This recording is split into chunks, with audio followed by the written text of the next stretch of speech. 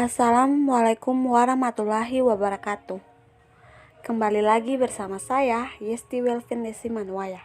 Nah, di video kali ini saya akan membawakan materi kimia kelas 12, yaitu sifat koligatif larutan. Sebelum kita masuk kepada sifat koligatif larutan, kita harus mengetahui apa itu larutan. Nah teman-teman, ayo simak video berikut ini. Misalnya saya mempunyai 250 ml air yang dituangkan ke dalam gelas. Kemudian dimasukkan 1 sendok gula pasir ke dalam air tersebut. Kemudian diaduk hingga gula tersebut larut. Setelah gula tersebut larut, saya tidak bisa lagi membedakan mana gula dan mana air. Kenapa? Karena gula dan air tersebut telah tercampur secara sempurna. Nah teman-teman, campuran yang tercampur secara sempurna tadi itu dinamakan dengan campuran homogen. Campuran homogen inilah yang dinamakan dengan larutan. Nah teman-teman, sekarang pasti kalian sudah tahu kan apa itu larutan. Larutan adalah campuran homogen antara zat pelarut dan zat terlarut. Nah teman-teman, dari video yang tadi telah diputar, yang termasuk pelarut adalah air dan zat terlarutnya adalah gula. Teman-teman semuanya, ternyata larutan memiliki sifat khas. Sifat khas ini yang disebut dengan sifat koligatif larutan. Sifat koligatif larutan adalah sifat yang hanya bergantung pada jumlah partikel zat terlarut dalam larutan. Misalnya, saya memiliki 2 larutan, yang satu larutan gula dan satu larutan urea. Jika jumlah partikel dari gula di dalam larutan gula dan jumlah partikel dari urea di dalam larutan urea sama banyak, maka besar sifat koligatif larutan akan sama besar juga. Nah teman-teman, apa saja yang termasuk sifat koligatif larutan? Yang termasuk sifat koligatif larutan ada 4. Yang pertama, penurunan tekanan uap. Yang kedua, kenaikan titik didih. Yang ketiga, penurunan titik beku. Dan yang keempat, tekanan osmotik. Penurunan tekanan uap. Nah teman-teman, dalam kehidupan sehari-hari, contoh penurunan tekanan uap ini adalah fenomena laut mati. Teman-teman tahu tidak, jika kita berenang di dalam laut mati, kita tidak akan tenggelam. Semua benda-benda yang berada di dalam laut mati itu akan mengapung.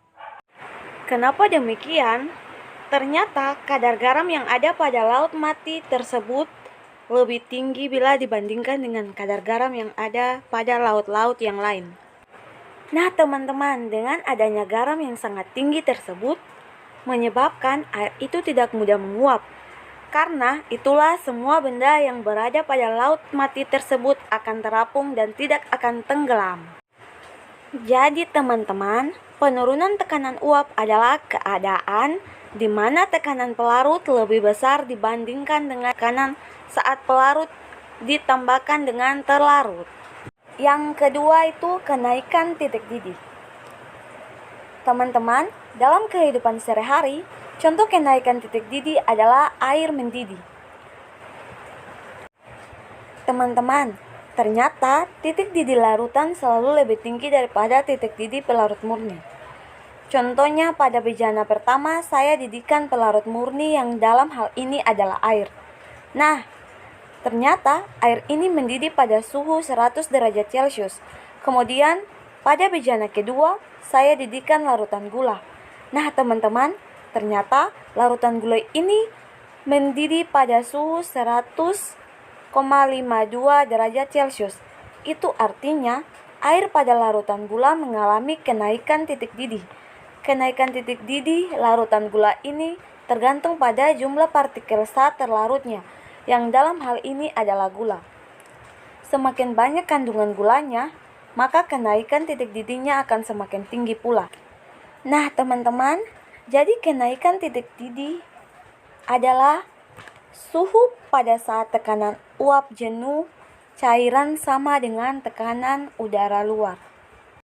Yang ketiga adalah penurunan titik beku.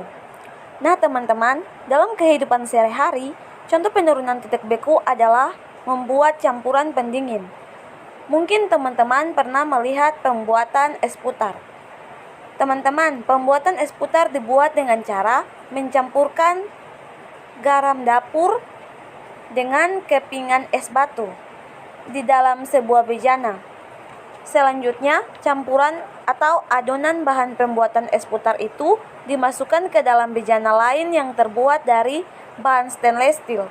Bejana stainless steel ini kemudian dimasukkan ke dalam campuran pendingin yang tadi, sambil terus diaduk hingga adonan itu membeku dan menghasilkan es putar yang enak dan lembut. Jadi teman-teman, penurunan titik beku larutan adalah penurunan titik di mana larutan mulai membeku akibat adanya zat terlarut.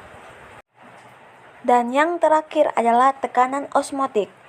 Nah teman-teman, dalam kehidupan sehari-hari, contoh tekanan osmotik adalah mesin cuci darah.